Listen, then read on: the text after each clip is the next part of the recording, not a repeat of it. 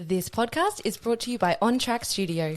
This podcast addresses various mental health challenges, including topics such as suicide, addiction, eating disorders, depression, and anxiety. These discussions may be triggering for some individuals. If you or someone you know is struggling, please seek support from a mental health professional or a trusted individual in your life. Remember, you are not alone, and help is available. Listener discretion is advised.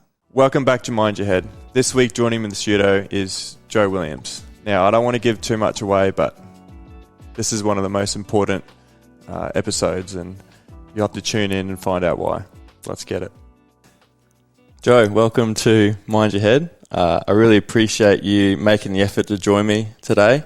I know you're extremely busy, so it does mean a lot to me that you've joined me in the studio today. It's a different energy when you're with someone in person. I think there's some synergies that we can relate to, and the biggest thing about podcasts now, and they obviously blew up over the last 3 or 4 years, but is it they're so relatable with people, and they're real. That's what I like about them.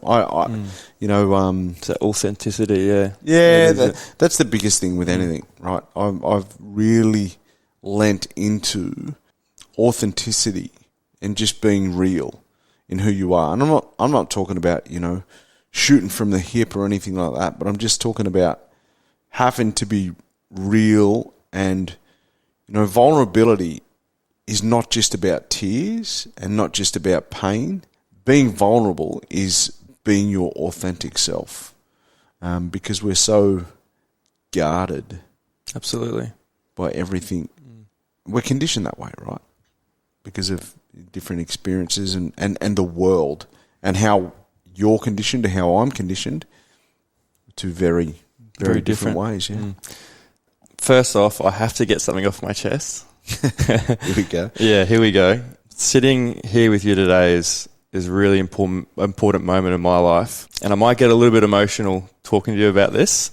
We spoke a little bit off air. You asked me why I started the podcast, and I started this a little over a year ago, and a lot of my friends and a lot of my family were like, what motivated you to start the podcast? Why'd you do it?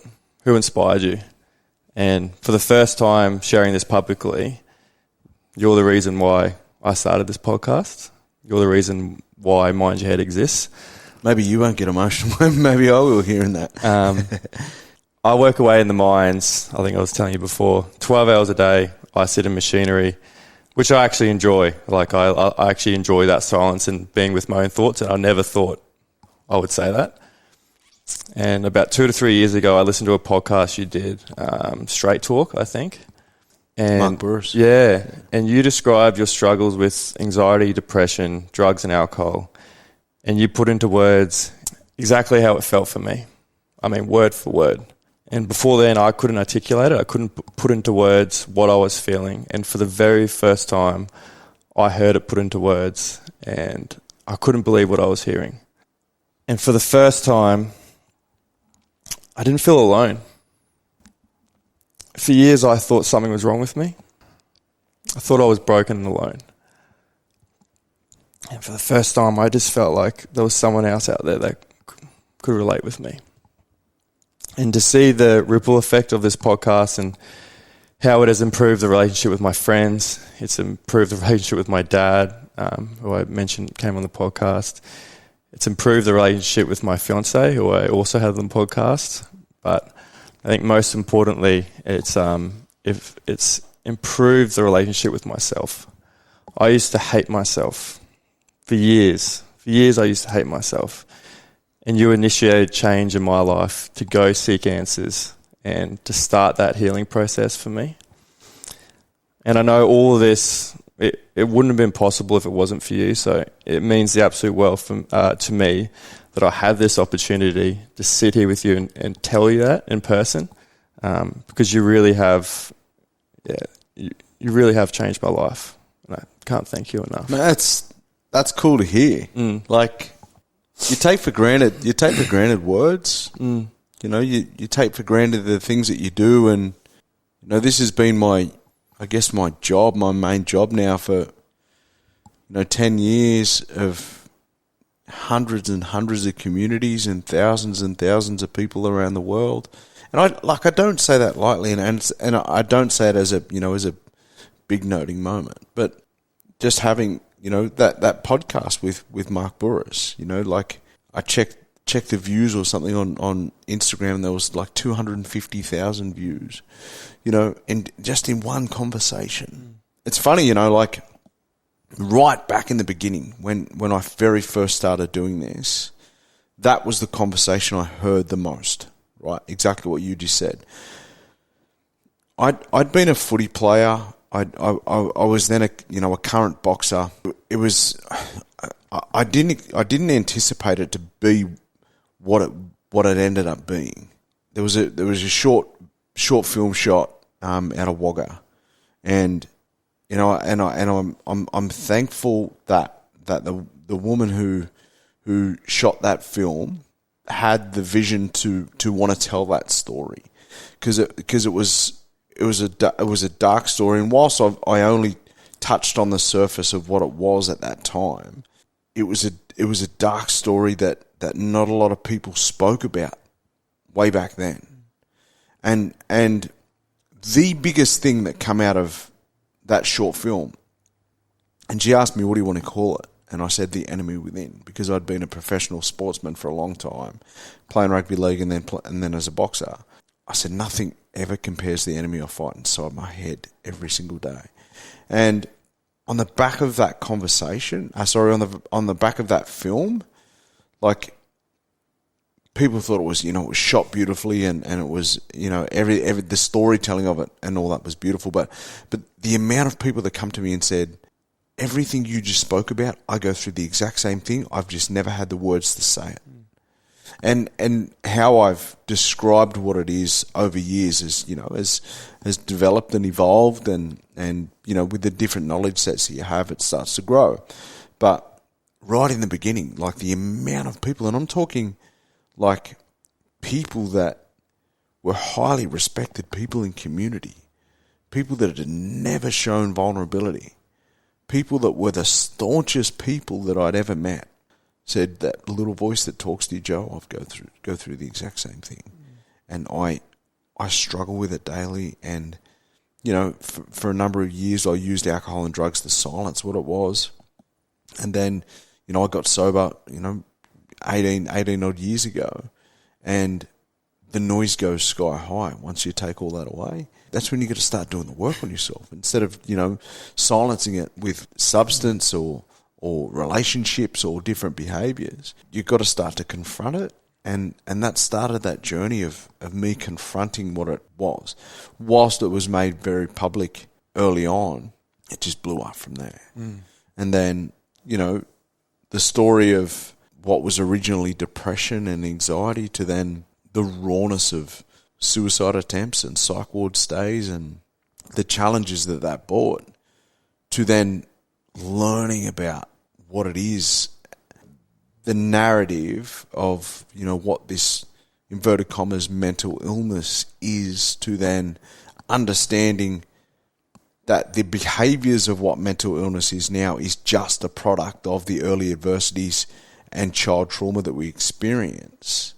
So who I was then in 2014 and the way that I've developed, I guess the way that I've grown as a person in what I do now, is two very different people. Because now I understand behaviours. I understand, I guess I can be guilty of psychoanalyzing people because I understand where their behaviours come from. I understand that he's got a dad problem. He's got a mum problem. And it's like where it all stems from, and understanding that. And it's not my job to go out and, try and heal or fix everyone. But a lot of the challenges that we have in community today are all a product of the early experiences that we all have in our lives. And I'm not talking about bad ones. I'm talking about stubbing your toe and being left to cry alone, and the manifestation that can build. So, like, when people have got the concept of trauma, they've got it, I can't say they've got it wrong, but the concept of trauma, a lot of people don't quite understand. Gabor Mate talks about it perfectly when he says trauma is not what happens to you, it's what happens inside of you as a result of what happens to you.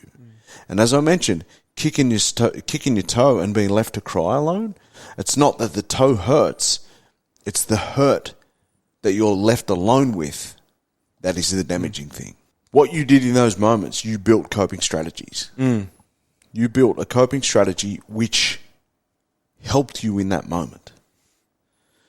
But what happens is those coping strategies are a form of survival, but then they then start to subconsciously wire in and become a form of pushing people out, pushing people away. So that conscious behavior to then protect yourself, which is a survival mechanism, then becomes a maladaptive form that we just push people away when we're actually wired for connection as people. I know stack loads of people that hand up moment, like when I go through challenging times, I just don't want anyone to be around me. Right. And the reason why we do that is because we found comfort at one point in our life, no matter whether it was that moment that you said or a moment where you kicked your toe, we formed comfort in a place of discomfort. So we had no choice but to find comfort in those challenging times. And then those behaviors subconsciously hardwire in, and we're sitting now as a 40-year-old man who pushes everyone away when times are tough. Not because I need to, not because I want to, but because that's what's comfortable for me. Because I found at some very early stage in my life. And those then hardwire in to us being adults who just push everyone away. 33 years old, and at 32 years old, that came to life. It's bringing the subconscious behaviors to the conscious. And that is some of the most powerful and most important work that we can do. Because there is like a massively high percentage of our behaviors are subconscious behaviors that we aren't aware of. When we start to then make those conscious behaviors or those conscious changes, that's when we begin to rewire the neural pathways that we have. Right? When we're talking about the way we parent, when we're talking about how we are in our relationships, that's just how I am. Well, I don't know if you gathering by your little chuckle, I think you have said that. But that's how I was for a long period of my life. I was just like, I'd get to this point where I'd go, that's just how I am. No, that's not just how we are. We found comfort in a place of discomfort, and then that behavior started to hardwire in. Right? It's what we need to do is we need to bring those unconscious behaviors to the conscious, because every human being, you, me, everyone, we're all wired for connection. We're all wired to get through things together. You mentioned a lot in your story just then, and just for my listeners, I'm going to take you back to the start and just tell me a little bit about your childhood, where you grew up, and what challenges you faced when you were a kid growing up. I loved my childhood. You know, it was country boy, loved footy. I was scared of the city, like buses and trains and all that sort of stuff, like scared the stack out of me. But, so we were just a country family that I guess I was exposed to the racial divide at a very, very early age. Being in a country town, those things are quite prevalent. The old man was a bit of I guess he'll hate me saying this, but a bit of a cult hero within community because of his, footy and fighting abilities. But, both two well-recognised families from a very small country town. Was he a bit of a leader in the community, was he? Oh, just the families. The families were. Right. Yeah, both families. Both so mum's family, dad's family, both well known. As in country towns, that's what happens. And dad, there was a number of, siblings. So it was big families, big mob of games of touch footy and softball, we call it rounders back then. So the connection that was there, whilst, as an Aboriginal person, and particularly on the East Coast, we can say that we lost a lot of culture. A lot of culture was taken from us and stolen from us. But the behaviours of culture were still there, as in big family gatherings and doing things in big groups, communal type settings, was always there. And, I was lucky to have that. And, as I said, footy season was always big. I didn't play cricket, so I didn't do anything in the summer, I guess. Yeah. The old man played touch footy, and so we'd go around to different carnivals and stuff like that. Pretty much a footy family of a small town. Older brother and 2 younger sisters that lived with us in the house, but other siblings as well. As I said, I felt that I was loved. I felt that I was looked after. I felt that there were challenging times, without a doubt. I felt financially I remember challenges in our family unit, and that just, I guess, it helped build some, let's call it resilience. Whilst I don't like that word, let's call it some times where we found a way. We always found a way, which is something that I'm lucky to be able to carry to this day. What were you like as a kid at school? I know footy was big for me growing up, and I went to school to play footy. Yes, I went to a footy school. So all we did was play footy, and I guess academics wasn't a big part of my life growing up. I think from a young age, right, I sold my first deal at 13. Right. Did you? First scholarship deal at 13. For the Rabbitohs? Arthur Beeson. No, for the Roosters. Oh, for the Roosters. Don't say that out loud often. The people that I know that are Roosters fans will rub this in me. But I was signed by Arthur Beeson as a 13-year-old kid. Wow. Yeah. And, what a person too. Oh, yeah. And we had that relationship because Dad lived with Arthur. When Dad played at the Roosters. Oh, right. Right, so Dad played at the Roosters, so I lived with Arthur as an 18-month-old kid. What? Right.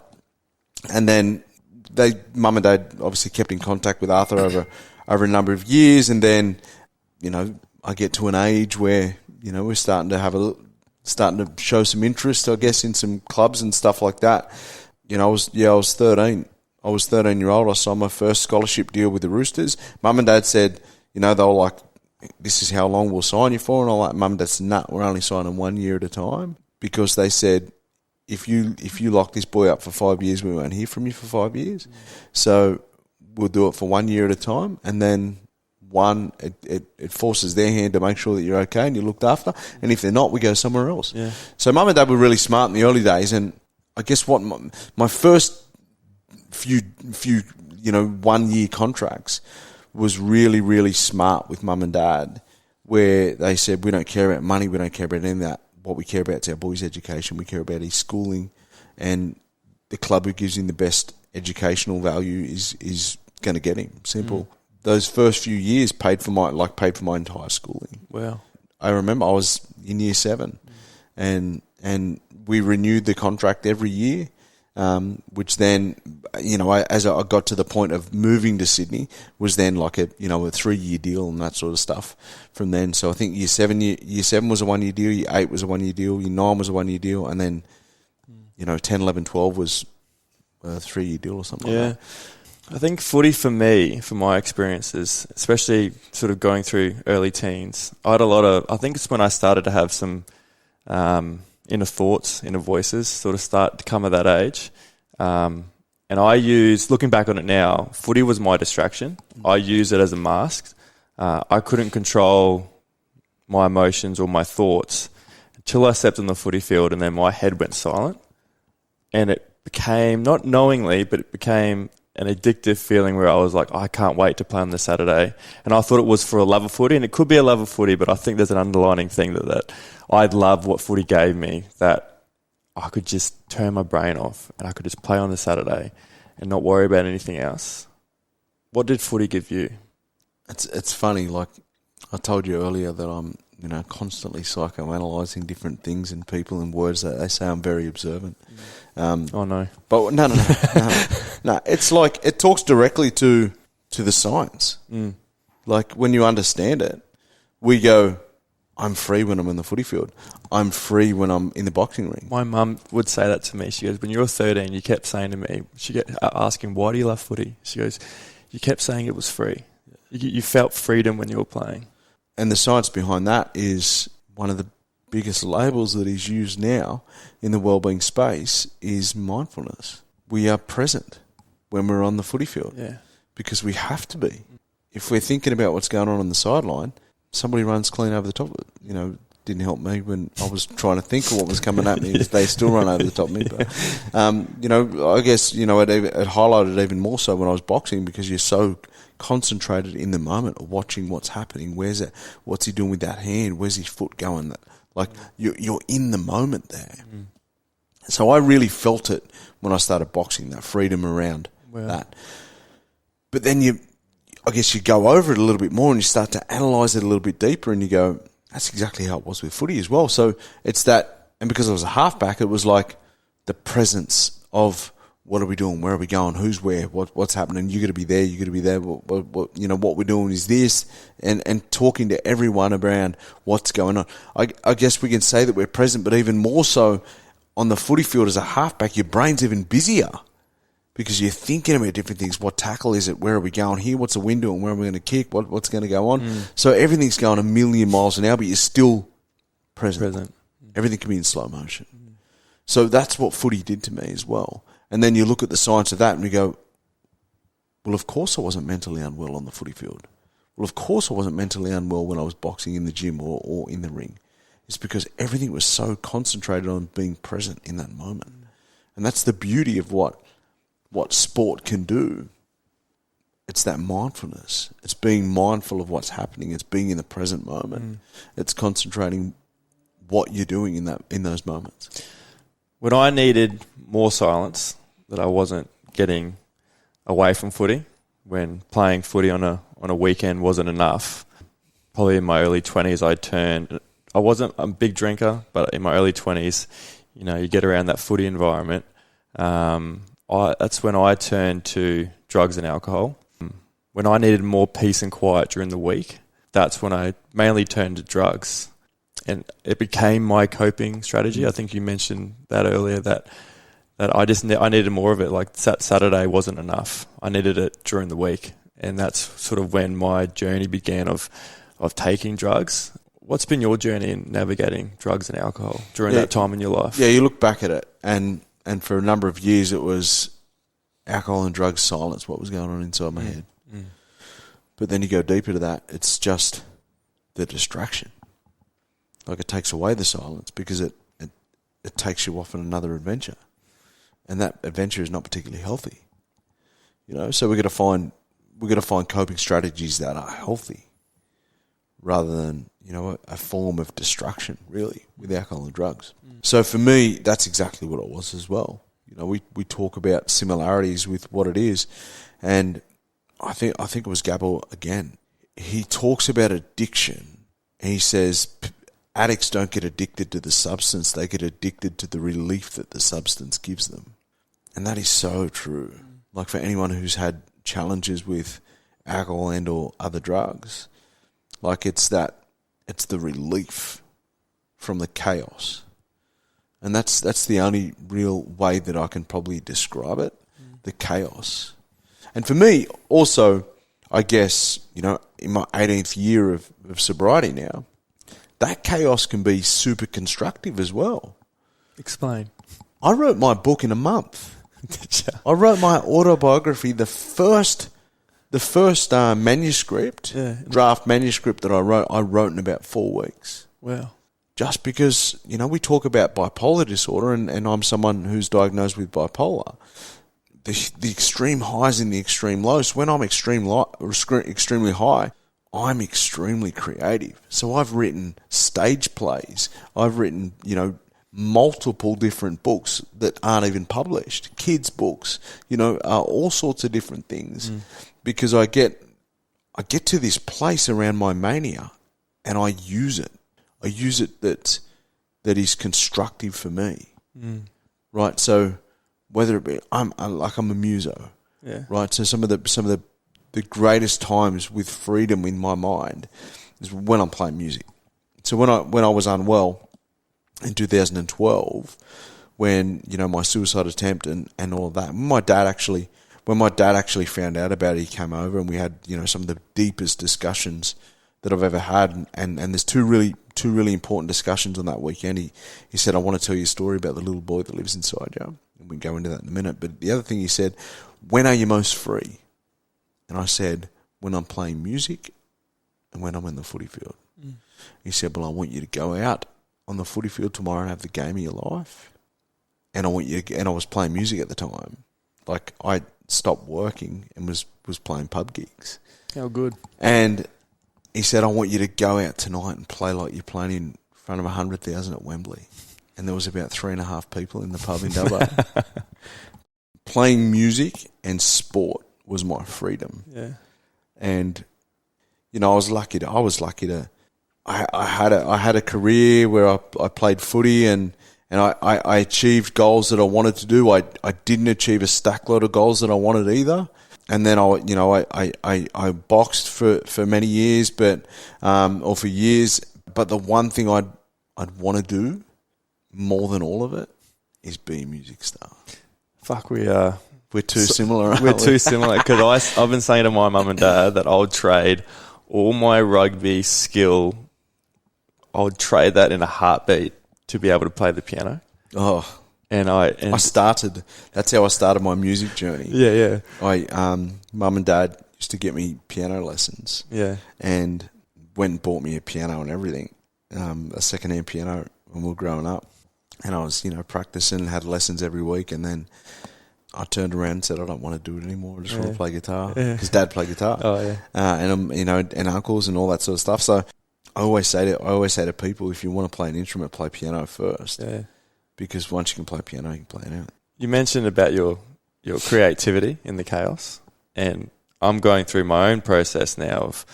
I've seen a psychiatrist to look at my bipolar tendencies. Mm-hmm. I used to think that I had massive highs and massive lows. The lessons that I've and the appointments that I've had, and we're still going through it. Obviously, you know, it's a lengthy process. He's told me that my highs aren't as high as I think they are. My highs are just sort of normal, but it's the lows. My lows are quite low. And Jordan asked me, like, how do you go like structuring the podcast? I go, well, it's sort of like, I got some questions, but I kind of want it to free flow. How did your creativity go? And it's the same thing with you. Like, there'll be days where I call it like the sun coming through the clouds, when I'm just like, the sun's like hitting me and I'm like, all these ideas, I'm on. And I'm like, I can write, boom, boom, boom, I can do 18 pages. And I'm like, fuck yeah, how good's this? And then all of a sudden the clouds will come and I'm like, yeah, I got nothing. We'll try again tomorrow. Yeah. You know, throughout those processes of, you know, writing my book and things like that, there were those days of what they call writer's block, where I couldn't even open my computer. And then there's days where I'm just getting like 2 or 3 hours sleep because you're writing so much, and then just because I'm writing. Yeah. You know, so it's really cool. I'm actually it hasn't been said publicly a great deal, but I'm doing my PhD at the moment. Oh yeah, yeah. Which again, it bounces into my creativity, and you know, I'm doing it very different to how the traditional PhD thesis is. What are you doing? Which is on Aboriginal knowledges, Indigenous knowledges. Oh wow! Yeah, looking at not what we did, but the impact of what we did on our brain and our bodies. You know, the impact of connection, the impact of song and dance and rhythm and doing things together, and you know, you look at the different practices. How I got to this point, it was funny actually. In 2000, I guess 17, 18, there's a brilliant woman, Auntie Judy Atkinson, Aboriginal lady, big in the trauma space in Australia. And Auntie Judy was like, I want you to go and do this course, Joe. And I was like, oh, you know what? All I'm doing is speaking about my experiences and my lived experience. I don't really need a uni course to do that. And she goes, yeah, but a lot of what you're saying, you actually don't know what you're saying. But you know your content, you know what you're doing, but I think this course will just give you some depth behind what you're doing. And that's paraphrasing, of course, and she said it a lot more eloquently than I just did then.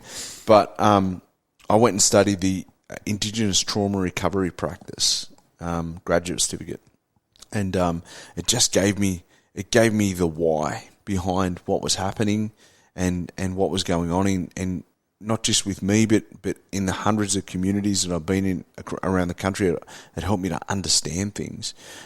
And they were like, you've published a book and you've contributed to several other books around the world. Would you consider doing further study? And then, we got to the point where I'm now doing a PhD, and I'm really loving the process of it. It's helping me to understand things so much deeper, understand things so I can help more people in different ways, if that makes sense. It does, yeah. So, I'm heading the books at the moment, which is cool. If I get through it, I'll be Dr. Doolittle, Joe Williams. Can't wait to introduce you as. Mate, I'm a long way from that yet, but I'm just enjoying the process of what it is. Yeah. But in enjoying that process, I'm learning a stack more as well. I'm the sort of person where once you learn something, you can't unsee it. Have you always been a good learner? I've always been a good questioner. Good questioner. Yeah, okay. Not afraid to ask a question. Yeah, and like in the school setting or school systems, it can be frowned upon a bit. Stop backchatting. And I'm like, why are we doing this? Like, what does this mean? Like, what's the point of this? Even when I was playing footy, and I'd strain a hamstring, and then they'd start massaging my back, and I'm like, why? My hamstring's sore. Why are you looking at my back? And then they're telling you to do ab exercise. I'm like, how is it? Why does all this like connect in with each other? Yeah. So I've always questioned things, and for our practices, for thousands and thousands and thousands of years, right, further back than time can date. And it's a direct, I was telling someone this morning, it's a direct indication of how we are living is the reason why we are so sick. Right? Human beings right now are the most disconnected we've ever been since the beginning of human existence. We move less than we've ever moved. We eat far worse than we've ever eaten. We're disconnected, eat horrible. We don't have relationships with each other. Like parents don't sit down and ask their kids how their day's been anymore. So all of what I've just mentioned is a direct indication of why we're living so chaotically. And then you go deeper to that, like we're spending more time at work than we ever have. We're sleeping less than we ever have. So you look at the impact that has on the young people in our lives. They're out the door earlier than they ever have been. We're spending far less time. When the time that we're spending with them in the morning, we're waking up and we're screaming at them because we're usually stressed because we're all waking up late trying to get out the door. It's always a hurry. It's always a hurry, and then we're expecting our kids to have a good day at school when we're screaming at them all day. And then we get home at night and we're working more than we've ever worked. So we're not the usual 9 to 5 anymore. It's like emails are pinging through at 10 and 11 o'clock at night, and if we're not on our emails, we're sitting on social media doom scrolling anyway. Divorce rates are through the roof. Family separations are through the roof. It's all related. And it's like when you send your kids, the kids are spending more time with the teacher or with daycare or with other kids at school. There's another book by Gabor Mate called Hold On To Your Kids, because it essentially talks about how we're outsourcing our kids. Our kids are being raised by their peers. They're learning more off everyone else in their school environment than they are our own parents, and that's problematic. Has that been scary for you? Yep. Has it? Yeah. As a dad, yeah. As a dad, 100% it has. I always talk about fantastic books. Lost Connections, is that one? Johan Hari. I was going to bring that up. Yeah. Right. Johan Hari, and there's another one by Johan Hari, Stolen Focus. Stolen Focus, yeah. Right, that one as well. And like those books really changed what I do. And then see, I've got 5 kids. 5 kids from 3 separate relationships that they all got very different versions of me as a dad because of where I was in my life around football, addiction, party life, to then separation, really, really challenging times mentally and emotionally, the healing period. You know, so I've got my two oldest kids that I look back and I go, holy shit. Like, what about how I was then? And then I've got my young middle boy, Rome. I separated with his mum when he was not even 1 year old. And then I've got my two youngest, Frankie and Ari, where I was more or less the sole carer at home during the pandemic, because Courtney works as a you know, an essential worker in childcare. So all my parenting styles over 19 years have all been very different. To then I go, I'm looking at and I notice the relationship differences with each individual kid. Really? Based on the time and presence I gave those kids. Wow. So I can see all that now because I know the science behind all of that now. I know the impact of all of that now. I know why they're pushing me back at me. I know why they won't listen at certain times and certain ages because of brain development and all those sort of things. I know why that people self-sabotage in different situations. It's because it's all got to do with the early challenges that we have in our life. And I'll say this, if there's more money in mental health than there ever has been, there's more awareness in mental health than there ever has been, there's more education in mental health than there ever has been, there's more lived experience and vulnerability and talking about it and all that than there ever has been. The funding around mental health is more than it's ever has been. Programs, awareness, education, all that, more than it's ever has been. But we're dying more and getting diagnosed more. So what we're doing ain't working. So we've got to have a look at our role in all of this and the environments that we're raising our young people in. Kids aren't sicker than ever. The environment is sicker than ever in which we're raising our kids and how we're doing it. I was actually asked a question when I was doing a forum with the MUA, Maritime Unions of Australia. And a guy said, Joe, if you had an endless supply of money to fix everything, what would you do? I said, I'd fund mums and dads to stay home with their kids. Wow. Right, because once you understand the importance of secure attachment, everything changes. Divorce rates are higher than ever. Why?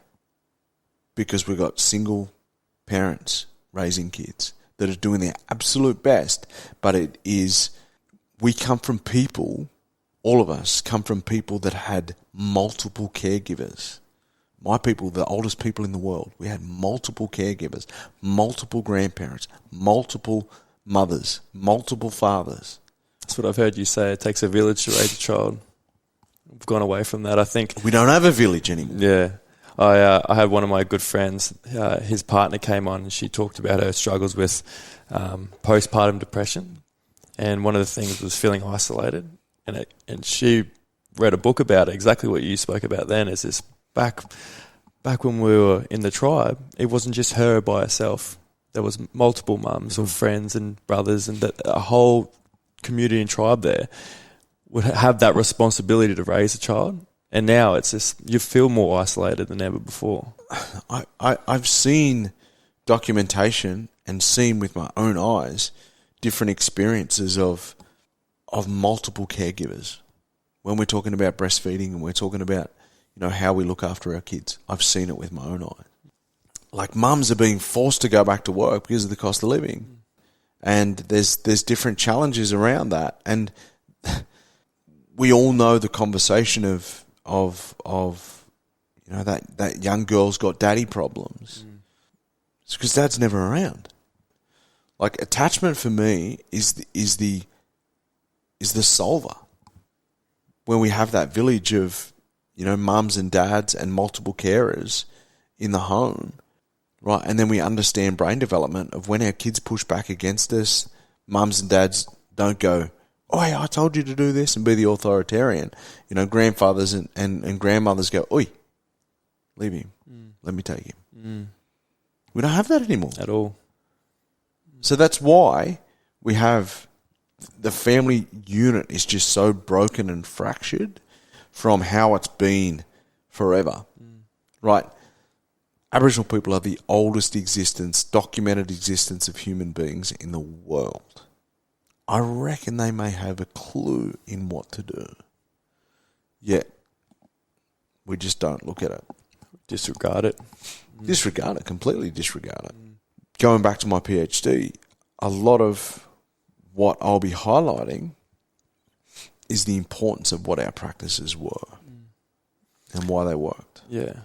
I do want to just go back. You mentioned that you're 18 years sober. Mm-hmm. Why did you give it up? And how hard was it for you? Everything in my life that was problematic, and you only notice this 10 years after, right? Everything in my life that was problematic, there was one thing in common. The drink. Problems with relationships, problems with footy, form on the footy field, problems with arguments, disagreements, fights. There was one thing in common in all of it.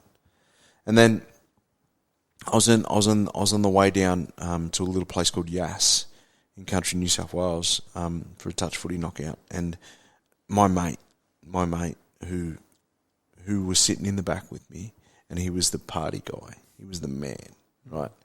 And I hadn't seen him in a while, and I said, "Where you been?" And he goes, "I've just been laying low, just been quiet." I was like, "We're gonna catch up, we're gonna go out, we're gonna have a drink." And he goes, "I don't drink anymore." And I'd never heard that before. But everything inside me wanted it. Because I'd never seen it, I'd never felt it, I never experienced it, but everything inside me wanted it. Because I knew, in that moment, that all the challenges that were happening in my life, there was alcohol involved. So we went down the highway, 4 odd hours down to Yass, and we were talking about it, and he sort of, he got inside my head a little bit, and then we roomed together that night, and he said, I said, "That's it. When I go back to Sydney, I'm not going to drink." And he said, "Why don't you stop now?" I just went, I talk about it, a hit fair between the eyes. Yeah. He goes, "Why don't you stop now? You don't have to drink now." I was like, "Just give me one more crack at it." So, and never looked back. Give it a red hot shot that night, yeah, and then I went back to Sydney, and then that's when I walked into the rooms of Alcoholics Anonymous that Monday. Did you? So you got sober while you were still playing footy? In the height. Any pushback from any of the players? No, first it was about me, right? So I knew that I was the first guy there, the last to leave, and the challenges that brings, right? So, in the early days, it was like, come on, that's all right, just have a few, and I'm like, no, I'm not going to, and then, because that's our culture, isn't it? It's the culture, it's the drinking culture. It's so normalised. It's not even footy. Footy's drinking culture. It's Australia-wide culture, right? But so what I did was promise myself to remove anything and anyone that would take me down that path. And I think I had some really early wins, as in like I felt good, like I felt amazing, like I was training better, I was clearer. So I had some early wins, and not everyone's like that. Right, so I had some real early wins, and a couple of the guys that were helping me said, just stay, like the longer you stay sober, the better it gets. And I was like, really? Holy shit! Like this feels great now. Imagine what it's going to be like in 6 months or a year. And then you hear those people go, I'm 2 years sober. I'm 4 years sober. I'm 10 years sober, and you go, I just want that. Yeah, and then and they all just kept saying the same message. It gets better. Stay in there. Stay in the fight. It gets better. Your tools get better. You get better at managing it. And is that true? Yeah, 100%, mate. Without a doubt. Without a doubt. I'd be dead or locked up. Yeah. Not because I was a troublesome person, because I was, what's the word for it? I was just messy. Not messy as in those people that fall all over you, and I was annoying. I was that. But I also just wanted something different and something better for my kids. So only my oldest boy has seen me drink. Not that he was old enough to go, "Hey, Dad, you're drinking." Yeah. But because I've been sober 18 years, it was a really powerful statement one day. Like kids are like in daycare and childcare and stuff like that. A really powerful conversation because all the kids were talking about what their dad's favourite beer was. Really? At a young age, right? At such a young age. They were about 3. And maybe a little bit older. Yeah, 3 or 4, yeah. And Brody, he said, my dad doesn't drink beer, he drinks water. And like those little moments like that. Feel amazing, wouldn't it? Yeah, so, Phoenix is 18 this year, and she hasn't seen me drink. The destruction of what it can bring, just the messy behaviours, inconsistency around being a dad. I don't like that, me. I didn't like that guy. And that's why he drank, because I didn't like who I was. I mentioned earlier that my coping mechanism was taking drugs, even though I knew it wasn't good for me. But the feeling it gave me was so addictive. And after years and years of this and telling myself that I would never amount to anything, this is when I was still sort of in my prime of playing footy. One night after coming back from a night out, I didn't want the feeling to stop. I'd just broken up with a girlfriend at the time that I was with for 5 years, thinking that was the problem. That's why I'm feeling like this. And once we broke up, she moved overseas, and then I realised that wasn't the problem at all. And like I said, I came back after a night out, didn't want the feeling to stop, didn't care about living or dying. And I remember taking a handful of drugs, and it was like a flip of the coin. Like, I knew that I might not come back from this. Obviously, luckily, I'm still here today. I think the aftermath of that was so much guilt, shame, embarrassment. I denied it for a year that I tried to do something like that. Hid it, didn't tell anyone, didn't tell my friends, didn't tell my mum or dad until last year when my dad came on the podcast. I thought it was a great opportunity for him to tell me about his childhood, and I made a promise with him, if you tell me your secrets, I'll tell you mine. So that was the very first time that I told my dad about what had happened. How deep and dark did your inner thoughts and emotions take you? That's a multi-layered question, because the deep and the dark thoughts were there for many years. Many years. And, speaking to multiple suicide attempt survivors throughout the world, the one common theme that always comes back is, in that moment, I didn't want to die. I just didn't know how else to make the pain end. It's a really challenging time, and even still, 12 years in reflecting in it, or every time I hear about, somebody dying that way, it takes me directly back to that day. When you're sobbing on the shower floor, like almost pulling your hair out, like just wanting the pain to stop. And then that little fleeting thought that has been there hundreds of times, that it pops in your mind and then goes away. But this day it just pops in your mind, it grows and grows and grows and grows, to the point where it convinces you that you don't matter, that you don't belong, that no one cares. So there are people that still, thankfully, these type of people are, be getting less and less because of the awareness and education we have around this space. But anyone who's in that moment is thinking they are doing people a favour, because that's what the mind convinces us. I thought I was giving them a gift. Yeah. That's what the mind convinces us. The mind convinces you. It is the biggest liar, because it convinces you that you don't matter, that no one cares, that you don't belong, and that you're better off not here anymore. For me, like, you sit in reflection, and in those moments, you go, if I called any one of the people that are in my phone, anyone, and said, this is how I feel right now, 100% of the time, whilst they'd be shocked, they would want you to still be alive. I didn't feel like anyone cared, or it was just me. But in reality, I had so much support there.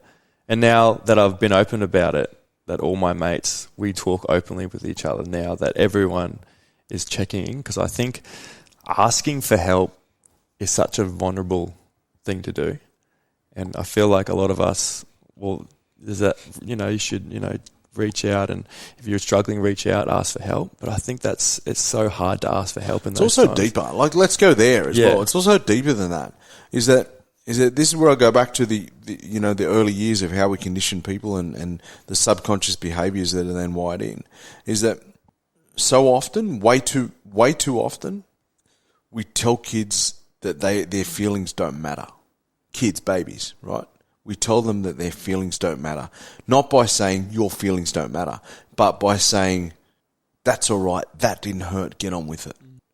And what that does is tell that baby, my feelings aren't real. So I just build coping strategies to push them down. And then those strategies become hardwired in to the point where when we need vulnerability, we can't. Because of the amount of times that we've silenced or been silenced throughout our lives. So this is why it's so important to validate kids' emotions, people's emotions. Now, I also have to be a little bit protective here as well. Our parents' generation and their parents' generation, that's all they learned. So it's a really challenging concept for the older generations to change what it is, the way that they do things as well. So what we need to do is just to start to encourage, and this isn't a point the finger moment at the older generations, because they just did the best that they could with the tools that they had. So it's about trying to re-educate everyone and different people around the importance of validating someone's emotions, rather than saying, shut up, stop crying. Start saying, come here, what can I do to help? Has your approach to fatherhood changed? Yeah. Who I was as a dad 19 years ago to who I am as a dad now. So different. Oh, yeah. I'm involved in a documentary that'll be released. Yeah, I can't wait next for year. it. Yeah, it's called Seen. Because, again, we look at attachment, we look at vulnerability and validation as young people in our words. Speaking of my dad earlier, something that I would love to get your thoughts on. My dad and his siblings suffered a great deal growing up. They were physically and emotionally abused to the point when one of his siblings committed suicide because of the torture that they were subjected to. And that's when Dad came on the podcast and told me about his upbringing and how horrific it was. He said, I asked him, when was the violence and how long did it last in your childhood? And he said, I can't remember a time where there wasn't violence in my childhood by his father, who was an alcoholic. Myself, my brothers, some of my cousins from Dad's siblings' side have all had our own issues with our mental health, whether it be anxiety, some depression, but we've all dealt with something along those lines. Although our childhoods were great and weren't exposed to any of the horrors that our parents were, can trauma still be passed down through generations even though our childhoods were awesome? Yeah. It can. Yeah. And they call it transgenerational trauma or generational trauma, but it's now well documented through what they call epigenetics, genetics and epigenetics. In the most simple form, have you ever caught yourself saying something, doing something, behaving a certain way and go, holy shit, I'm my dad there? All the time. That's what it is. All the time. That's what it is. How we raise our voices to kids that are this big sets off the stress response system in their brains and puts our kids, our babies on high alert. And we're getting, and even deeper than that, when there's violence in the household, I've got to be careful in how I say this, but when there's violence in the household and mum's pregnant, the stress response in mum's head, in mum's brain, directly alerts the stress response in the baby's brain. Wow. And then when we talk about the eggs in which females carry, those eggs have eggs too. So there's 3 generations within one female's body that can directly be impacted by that stress. what they're calling those stressful moments. Wow. So that's how it's passed down. And those behaviours. So what we're getting now is we're getting kids that are born into high alert, high stress response systems because of the stressful environments that their mums were exposed to whilst they were in the womb. What I also believe is happening is that kids that are born into those situations, like, are then born with almost an addiction to the stress response. That stress response or that high alerted response is comfortable for them. So you see in relationships can be going fantastic and then they'll explode, right? And one partner who's been in volatile relationships after volatile relationships, their comfort is the volatility. So that doesn't happen as an adult. That happens when, they're going through stressful environments as they're being raised. I know a lot of friends that love toxic relationships. Right, so there's no such thing as a toxic relationship. There is such a thing as a person who is born into a toxic environment. Right. That their comfort is when their brain is stressed. So when it's not, when they're in a beautiful relationship, when they're being treated fantastic, that's uncomfortable for them. That's a community. I've got to say this properly. That's when we're getting people who are raised in relationships where comfort is toxic stress. And that's problematic. The great thing to all of this is that this can be rewired. It can. It can be. Sure. Yeah, it can. Because we are constantly rewiring and building new neural pathways with our connections. So babies are supposed to be held forever. When we have close, intimate attachments, our brain is just rewiring all that. Our brain is constantly evolving in adults. Yeah. But we have to consciously make the decision to do it. We do. We have to be aware of it. We have to consciously make the decision to do it. Once we are aware, that's when we can change. Yeah. When we're not aware, we just flow on with what's been happening always, I got to 30, and I don't know what happened, if it's the male brain matures at 30, but I got to 30 and I was... Not far before that. Yeah. And I became really, really aware of who I am in terms of my triggers. Really, really reactive, almost zero patience. And I remember Jordan saying to me, you don't know how to regulate your own emotions.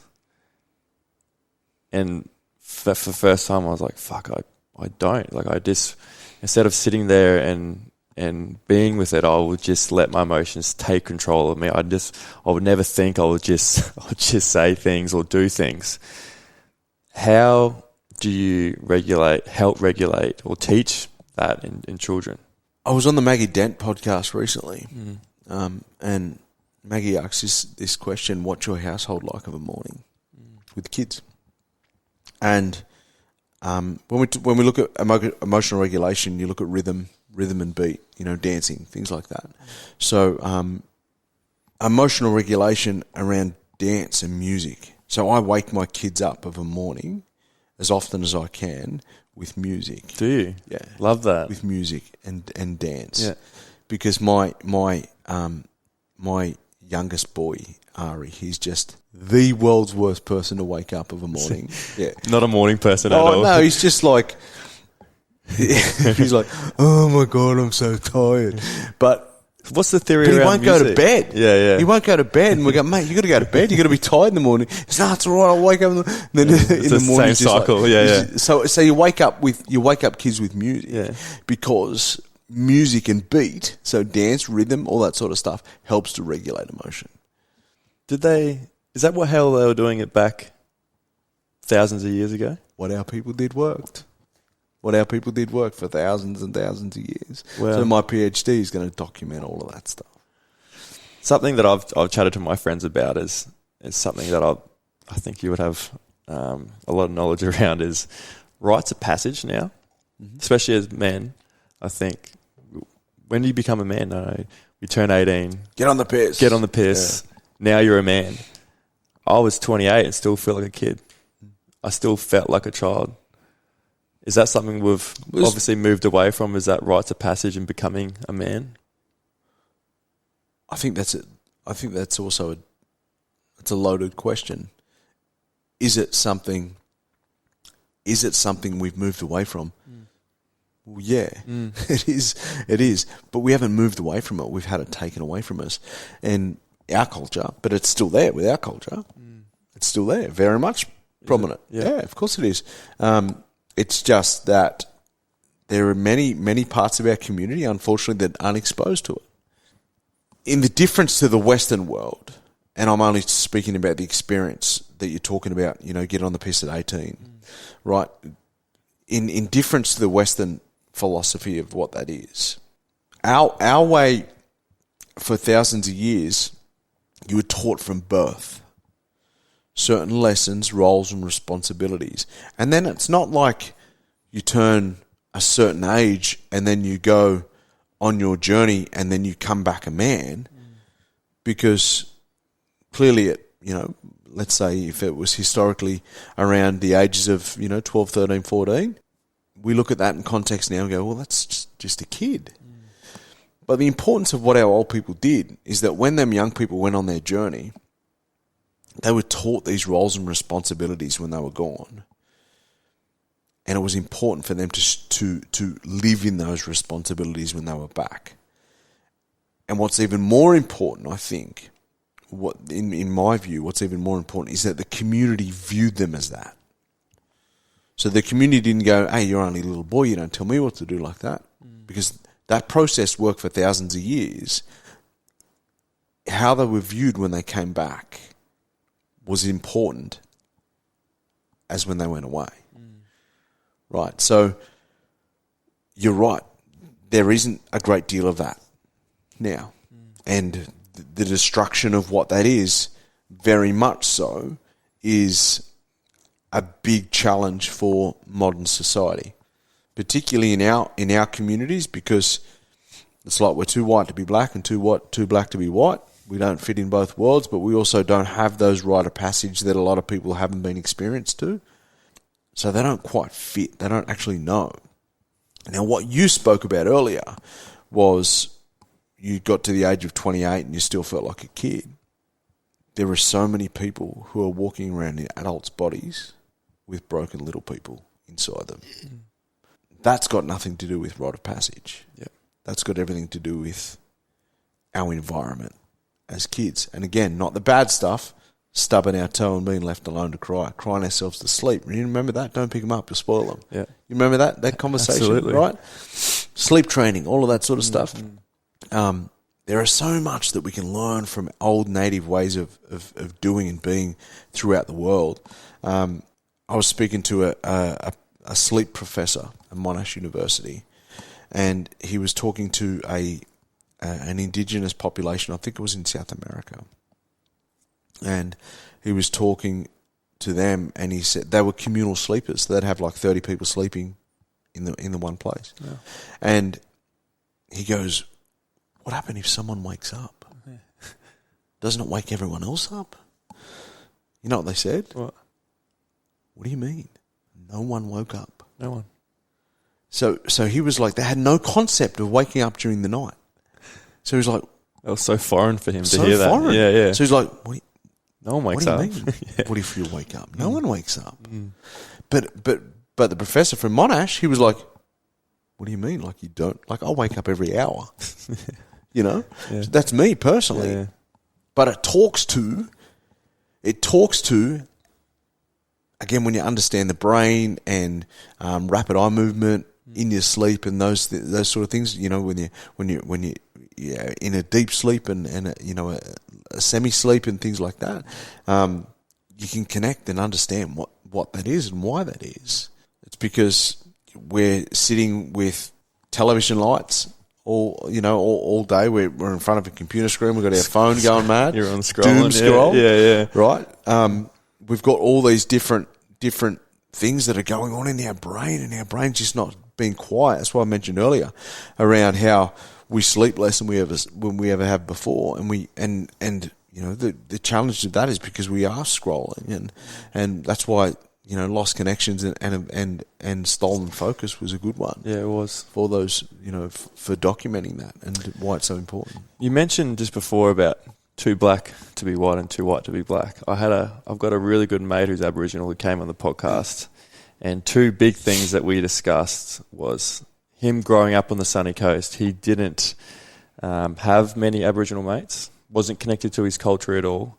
Very good rugby union player, and I'm not too sure if you're familiar with it. The Lloyd McDermott rugby. I know Lloyd as well. Yeah. Oh, cool. Yeah. So they got a rugby. I grew up in that system too. Oh, man. right. Yeah. It's the rugby union program there, where they get all the best Aboriginal and Torres Strait Island kids from around the country coming to camp, and he got invited to camp, and all the Aboriginal kids asked him if he's a Murri or a Koori, and he's like, "What does that mean?"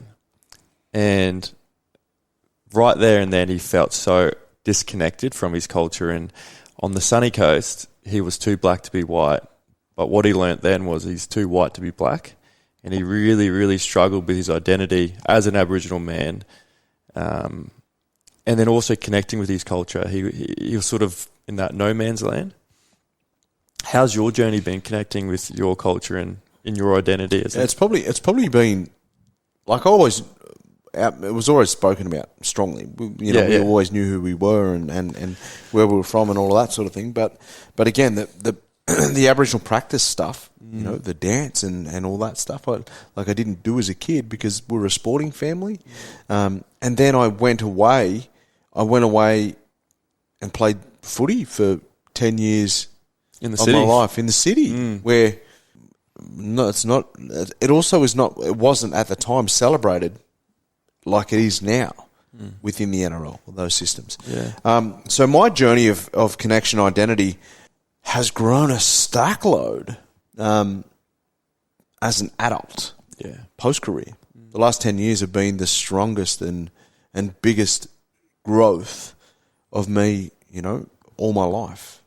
And that's because of a lot of that as well has been the work that I've done. And I've been lucky to be around some really special people, to be exposed to some really, really beautiful experiences, and sat around some fire with some beautiful, beautiful old people.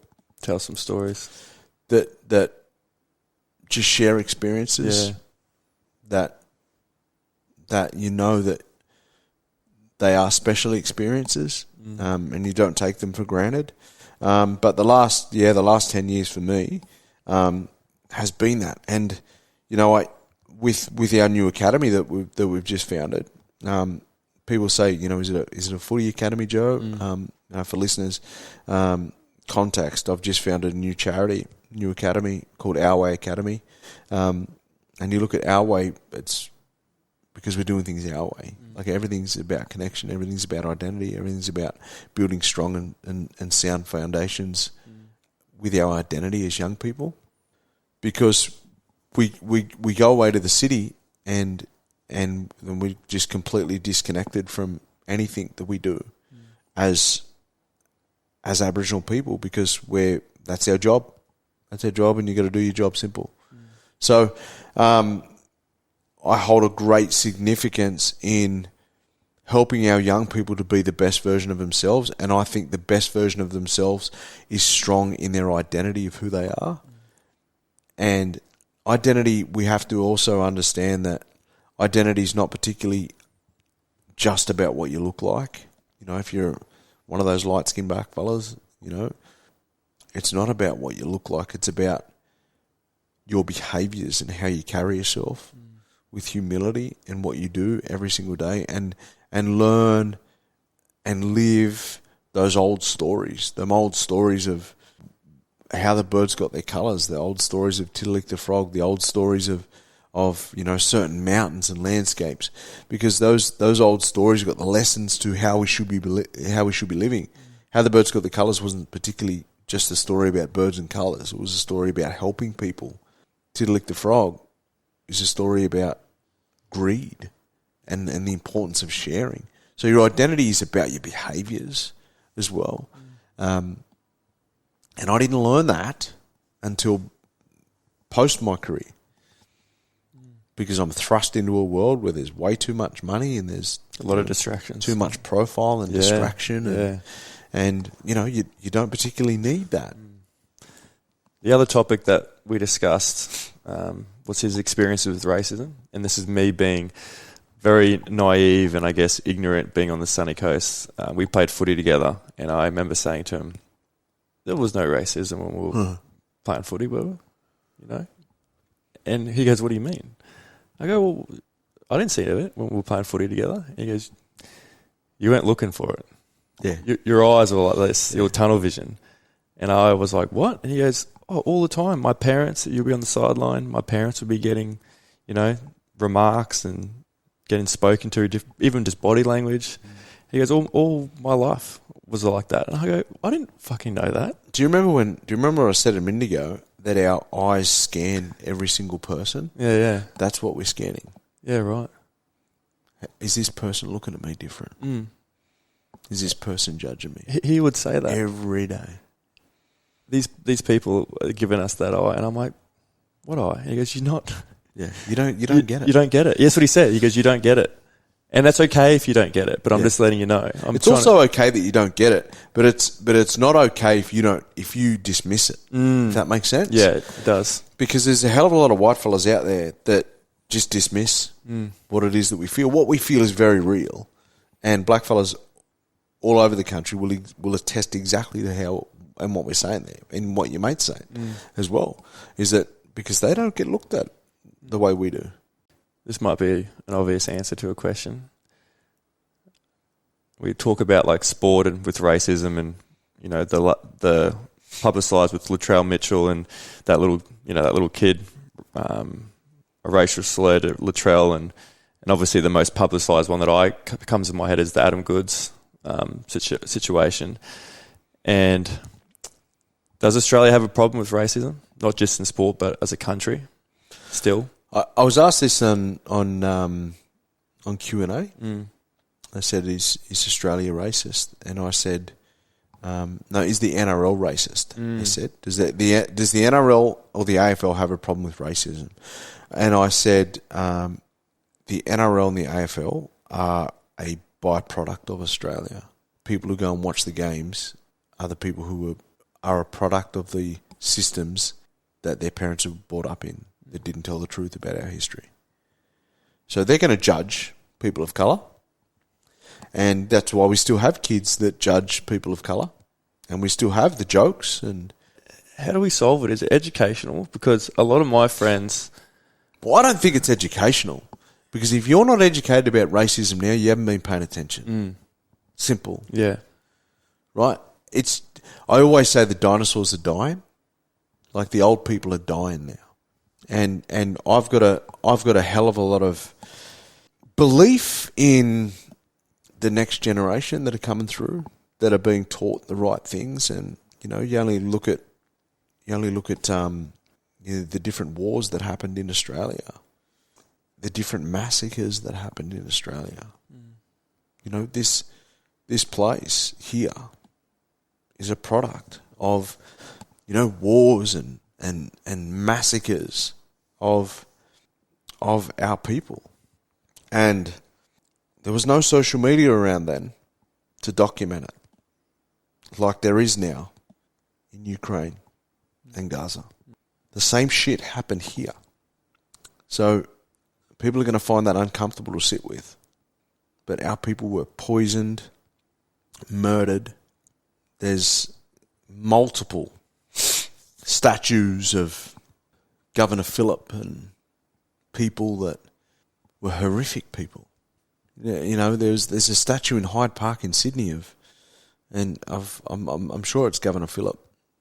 That there is a quote that he says, paraphrasing here, hang the natives from trees to spark fear into the other natives, so they fall in the most conspicuous places to strike fear into the other people. And we got statues of these people. Celebrated. Like that's what, when we talk about truth telling, that's what we need to start telling the truth about. How do we solve it? Tell the dinosaurs are dying. Is that? The dinosaurs are dying. They really are. But we need some people to stand up and sit in the discomfort. It also is not about a blame game of you did this 200 years ago to us, because you didn't. But you are holding up the very systems now that are still doing it. When we talk about deaths in custody, recommendation after recommendation that's not being addressed or looked at, inquiry after inquiry, yet these things will still continue to happen. You mentioned you're a big fan of Gabor Mate. You recently had the pleasure of having an amazing conversation with him. And I'm a big consumer of his content. And he said there are 3 fundamental needs of our children that are crucial for their development, and you've actually touched on a couple of them already. Number 1, they need unconditional love and acceptance from multiple caregivers. They need not to have to work to make that relationship with their parents work. They don't need to be successful, good at school, smart, funny. They just need to be and not worry about wanting their parents to accept them. It's how people pleasers are born. They need to feel and experience all the emotions that nature has given him or her, not to be silenced or to be suppressed. What are some key things that you've learnt from him in that conversation you had with him, I think, maybe a month ago? It's funny, like I'm very strategic in what I do. Very strategic in what I do. Because people go, wow, that's what Gabor Mate said.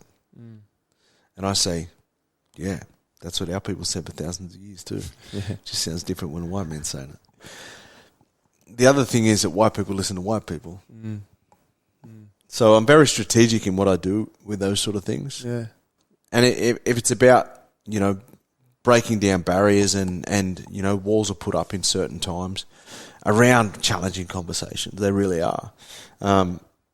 And some of my friends have said, Joe, with your approach, non-Indigenous friends, with your approach, you probably should be a little bit more empathetic because it's, it's triggering for non-Indigenous people. Like, holy shit. It's triggering for you, is it?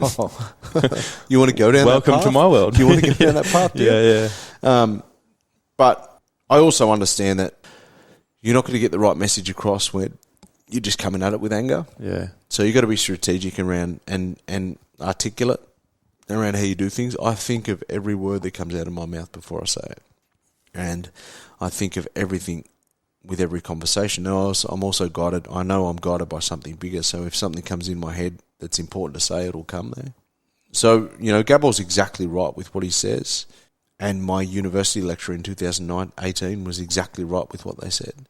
But all of it is just a repetition of how the oldest people in the world lived. So what he was saying, that's nothing new to you? No. You already knew all that? Yeah.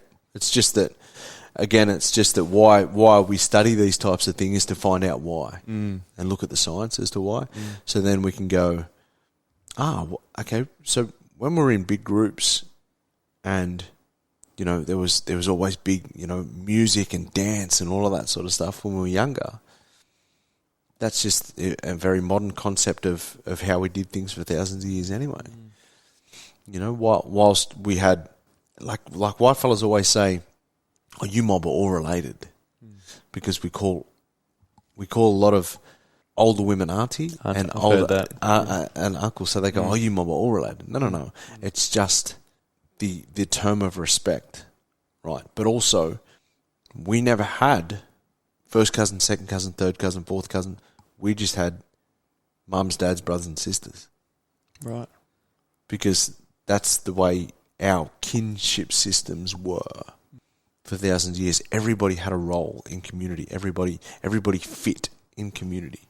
So that's, it gets down to as complex of, you know, who you can marry and who you can't marry. You know, things like that. Yeah.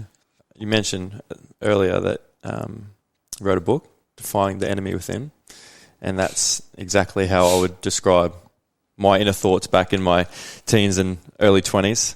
What motivated you to write the book, and why was it so important to tell your story? Yeah, it's funny. I was doing a lot of work in the US with a guy called Kevin Hines. And for those who don't know Kevin's story, it's one that you should probably have a look at. Kevin, fortunately, has been very few to survive. His stories jumping off the Golden Gate Bridge. Yeah. I watch a lot of his stuff. Yeah. So Kevin and I are quite close, and on the back of his documentary Suicide: The Ripple Effect, and I started doing a lot of work with Kevin and his wife Margaret over in the US, and I travelled. I think I've done like 36 states around the US now, and a lot of those, many of those were with Kevin. And everywhere we went speaking, whether it be conferences, schools, you know, all these different types of things, everyone lined up, purchased Kevin's book to get an autograph of Kevin's book. And I'd always speak before Kevin would speak after, all that sort of stuff. And the amount of people said, "Joe, where's your book?" And I was like, "I don't have a book. What do you mean?" And they're like, "You played that rugby game that, you know, where you don't wear pads, where you don't wear pads." So, and they said, "You should write a book, you know, about your story, about, you know, your rugby league and then your boxing and then the challenges that you have." And I guess it went from writing long Facebook statuses to then blogs to then chapters to then, I was like, I've got a book here. I've got a book here. Yes, as I said, when I thought I'm going to write a book, it took me about a month to do the first manuscript, or the bulk of the first manuscript. And I was lucky that that was 2019 now, that was published. Due for another one. Oh, yeah? So you're doing, obviously, you've got the Enemy Within project. What's your purpose there, and what message do you want people to hear? So I think that's evolved as well, is that in 2016, I was speaking at the World Indigenous Suicide Prevention Conference, and the conversation around the room there was just different. It was like Native people right throughout the world, Indigenous people right throughout the world, were all challenged by the same things, all challenged by high suicide rates. And the conversation was different. It wasn't that it was mental health that was killing our people.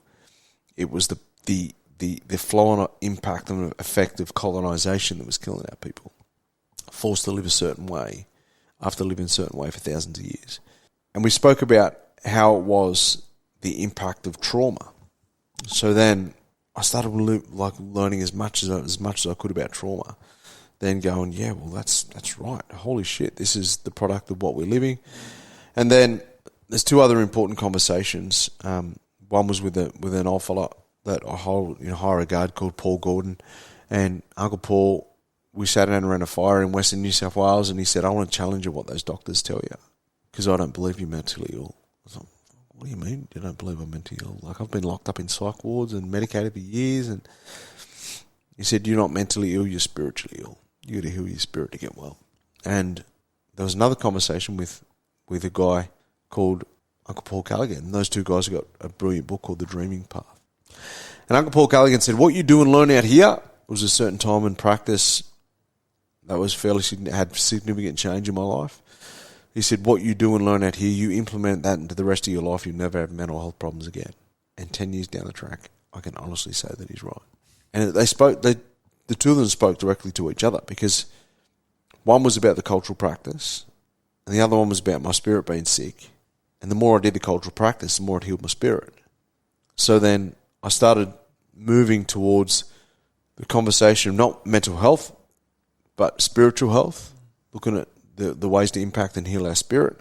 And then the product of trauma and, the negative relationships associated with that, and then the relationships associated with healing. So, a lot of what I do now with the Enemy Within has been for a lot of years around awareness, education, and just connecting with people and their stories. But then it's evolved into learning and understanding trauma, to then looking and helping people to understand their behaviour, to then now forming Our Way Academy, which is all about utilising the tools that I've learnt over the last 10 years, forming that into the one program to then be able to scale that in different academies throughout the country. Amazing. And I thought about this. I view you as an artist. I think that you're a communicator. You have this amazing gift and ability to communicate with people. When you talk, people listen. That's not me. That's the old people, mate. We are oral communicators and have been for thousands of years. So I was going to say, does that come naturally? But I was thrust into the limelight going back to the start at a very young age. I had cameras in front of me at the age of 13 because I just signed a new deal. So I had to learn how to talk. I failed every subject at school but music. So I wasn't the world's best academic, but I loved storytelling. You could tell a story. Yeah. I get that.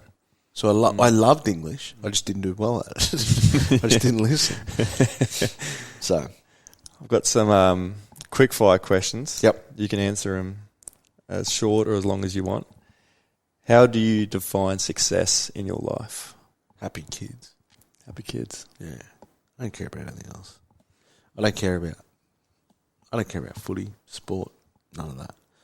I just want my kids to know that I love them, that I've at times been challenging, with separations and all that stuff, but I've done my best and I'll continue to learn, and I'll always do what I think is right by them, even though it may not seem it at the time. But every single place that I'm coming from, every single word of advice, even if it lands poorly, I'm always only trying to do my best to help them to understand the best situation that can happen for them. If pain and difficulty are inevitable parts of the human experience, how do we learn to embrace them? I don't know if we're going to embrace them. Because I'm a big believer that we're all on this path, and the disappointments that we have is because we get taken off that path. And the disappointments that we have is because we think that our path is going a certain way or a certain direction, or some people are in our lives for a certain time or for a certain season or a certain reason. But we get taken away from that, and then breakups happen, and it's just the old people. I believe it's the old people. They're the puppeteers. We're just going to learn to just go with it. A sister of mine, I always speak about her, and she always rings me and she goes, "Hey, what are you doing mentioning my name on podcast again?" But Elizabeth Waimara, she said something to me one day. She said, "Joe, our only responsibility that we have to decisions that we make during our life is to hand them over, because something bigger than us is controlling it. When we have our heart set on something and it doesn't go there, we get heartbroken, then we get depressed. And then when we think something's going to happen but it doesn't happen, we get anxious." Yeah. Right? So we've got to understand that we're going to go on this path, and everything's going to happen the exact way that it's supposed to happen, at the exact time it's going to happen, on the day that it's meant to happen. So we just got to accept it. Stop fighting it. Stop fighting it. Yeah. Like, I thought I was going to be a footy player all my life. Yeah. Then I thought I was going to Vegas for boxing. And then it took me to the absolute depth of darkness to put me on my life's purpose. They say the two most important days of your life are the day you're born and then the day you find out why you're born. For me, I believe I know why I'm here now.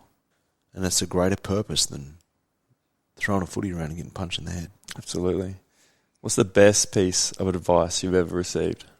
Probably, when my dad told me the story about the little boy that lives inside us, and then, 10 and 12 years down the track, I'm learning about the psychology of the inner child and stuff like that. That's something. My dad's a profound thinker. He's a really, really smart guy.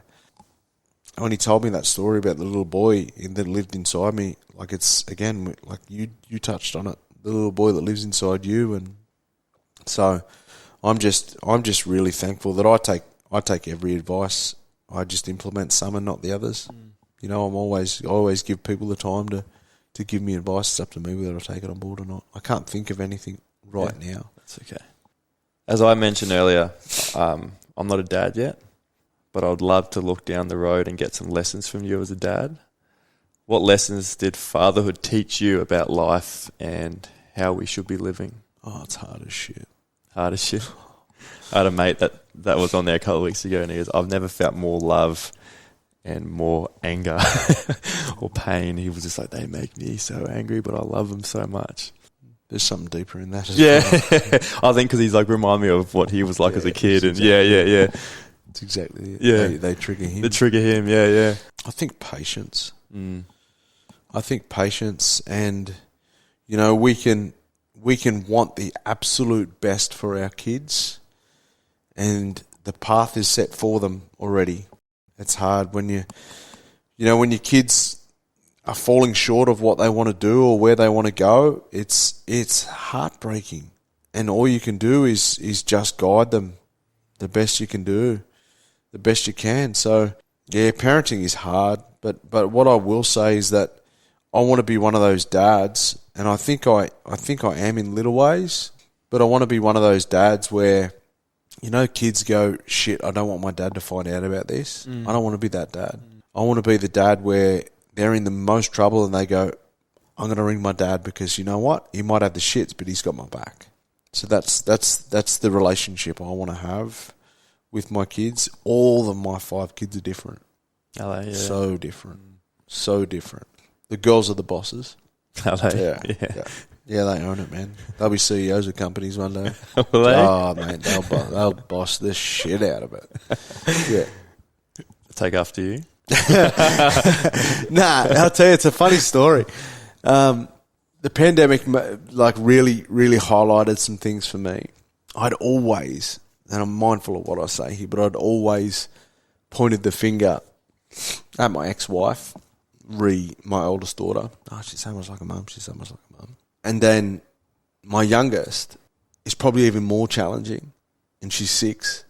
And whilst myself and my ex-wife, there was the separation there, so there was obviously challenges around different things. My partner now is the most gentle thing in the world, the entire world.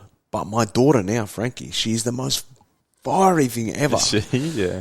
So I'm like, fuck, there's only one thing in common here with both girls. So it's, I just went, oh shit. Whoa. And, wow. It's funny. I've got a photo on my phone, and she thinks it's her because it's a photo of me as a kid, right? And in that documentary scene, I was talking to the producer Sam, and she has the same with hers, a little picture of her, and it's just a reminder that every day you're triggered, every day you're going through different insecurities or different things. That's who's talking to you. Yeah. That little kid. I love that. So when I'm going through those different times, I just sit there with that little one. That's all right. Brings you brother. back. I got you back. The way I speak to myself now has changed dramatically, and I'm happy and confident to say that I love the person that's sitting in front of you. But the work isn't done, and the healing journey still continues, and I think it always will continue. What's the relationship now with yourself? I had a question recently on a podcast around how do you talk to the little person inside you now? And I love that. That's exactly what it is. When we're talking to ourselves, we're so critical of ourselves, but what we need to do is flip it a little bit and start to nurture that little person, because the person that's talking back to us is just a hurt version of us. So how do I talk to that person now? I just hold that little fella and just let him know that everything's going to be all right. And everything that I'm responding to now, or the anger that I've got, is just that frustrated little person that didn't have the articulation at the time, for whatever reason or whatever experience it was, to be able to speak back. So I'm really compassionate with that little person now. I'm really loving. And once you start to be loving and compassionate to that little person that lives inside you, you'll notice your entire nervous system change. And, every response that we have with anxiety and depression and those sort of things are a response from that nervous system. So we need to be kind to that, to be able to have a safe and settled nervous system. That's what my mum used to say to me when I was growing up, was just, she'd give me a hug and she would say, please be kind to yourself. I think she knew how much negative chat, or even when I was playing footy and, I'll get dropped for a team or people are saying negative things, or I'll be in the paper on the Sunny Coast, they'll say something. And then I'll say, no one's more negative or harsh on myself than me. So what you're saying about me, you should hear the things that I'm saying about me in my head. That's nothing. So my mum would always just give me a hug and say, just please be kind to yourself. I just want to finish on a quote, one of your quotes. If you don't identify and work through your own triggers, your behaviours will spew out all over the ones you love most. The work never stops. Pass down wisdom, not wounds. It's hard to hear back, man. It's hard to hear back because, we get guilty of that stuff, and we don't realise it. We don't realise it when we're in it because we're all trying to do our best. We just get triggered by different things, and we do spew out the rubbish all over the ones that we love the most.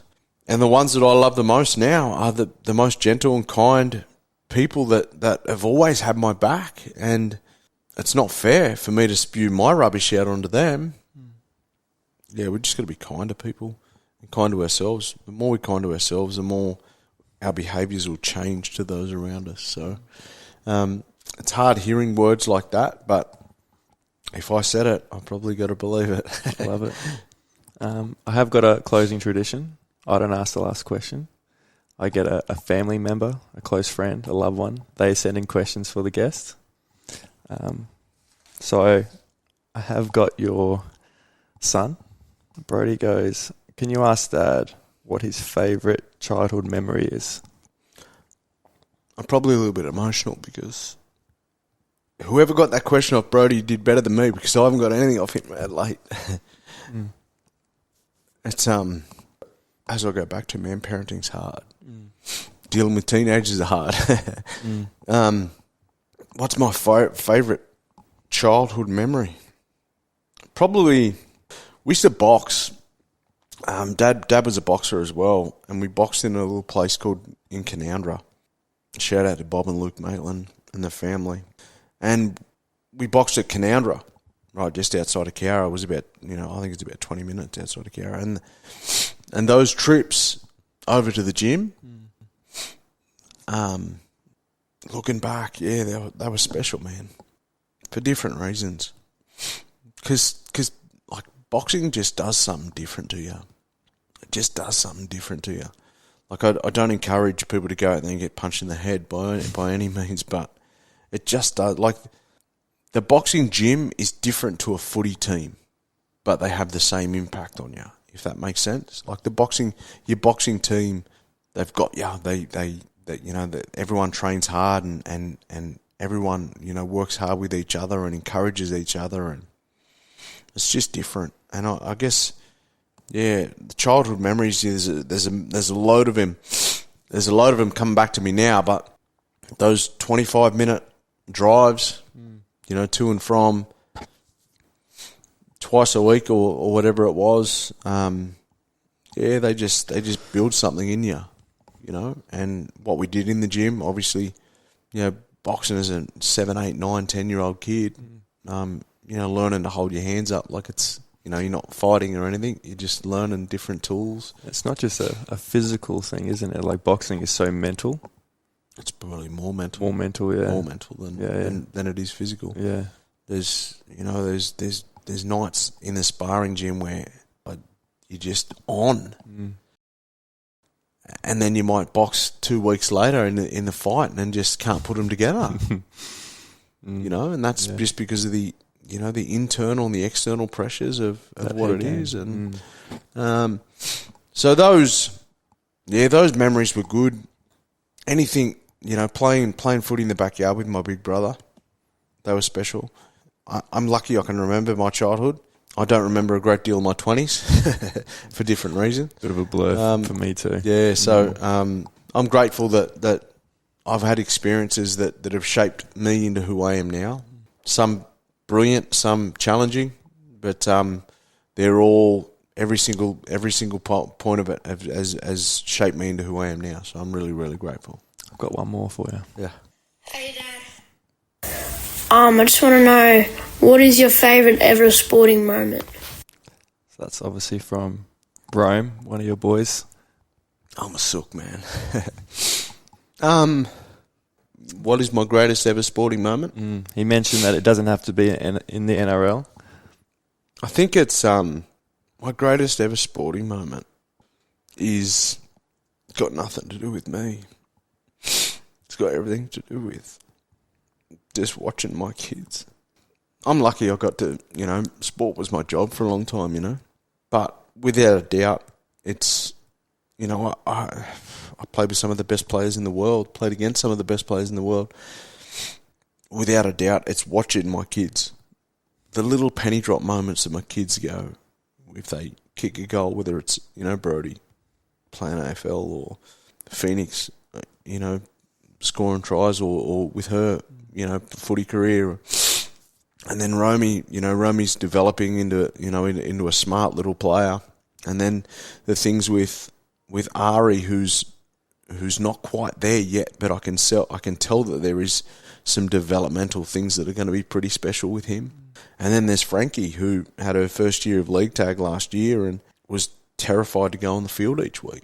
But then she got the ball and just diced them up and scored this amazing try. And I was like, holy shit, who's that kid, So it's being that proud parent on the sideline. Just a dad. All you want to do is see your kids happy more than anything like that. Sport was my job for a long time, man. But it's I'd give it all over for my kids to achieve what they want to do, without a doubt. You realise when you have kids, you realise what's important and what's not. Yeah, that's not diminishing anything I did with sport. Like it's I'm really grateful that I got to do that. But our sole purpose is to leave the world in a better place than we found it for our young people. So I just hope they can take some tools out of how I've raised them to either raise their kids or not raise their kids. You just want to see everyone. You want to see everyone do well and do good.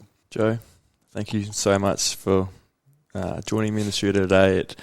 I think it means way more than you think it does for me, you being here. And I never thought I would get this opportunity to meet you, let alone sit down and have a conversation with you. It's like I said there, I admire you so much, and you really have changed my life. I want you to know that, and yeah, I can't thank you enough. It's funny, man. Like I get asked to do these things a lot, and Mel will have a bit of a laugh. You've been, was it you or someone who does it for you, been talking with Mel about getting me up here and all that sort of stuff? Is you? So I just go to Mel, fuck, can't he just do it on Skype or something like that? Fuck, why do I got to fly to the Sunshine Coast? I fucking knew that you would be thinking, why does this kid want me to come up to the coast? And like I said, mate, it was. I say that with the utmost respect. Yeah, I had to. Get though. It. I had to get it. Yeah. Like now, I had to get you up here, and I had to tell you to your face, because I would regret it for the rest of my life if I didn't have that opportunity and put time and effort. Just like you made the effort. You were up here a couple of days ago. You're up here again. I knew I would regret it if I was here 72 hours ago. Yeah. But I knew I'd regret it for the rest of my life if the sole reason why I started Mind Your Head is because of you. I needed to tell you that to your face. I'm really thankful to be here. I really am now. And I'm glad that I'm here. That we got to have this, because as I said, being in person, it's a different energy. Mate, we probably take it for granted a little bit the impact we have on people But I'm just as grateful to be here today, to have this, to share these moments, to hear messages from my kids. That's special, man. I've never had that. So I'm just really thankful and grateful to be here, mate, because you're doing a good thing. And if I played the tiniest little bit in that of what that is, then I'm stoked to be able to do that. But this is your thing now. You grow it and do what you need to do with it, and I'm sure that you'll do good, because this is a beautiful space and a good energy. So I'm really thankful. Cheers, mate. Appreciate it.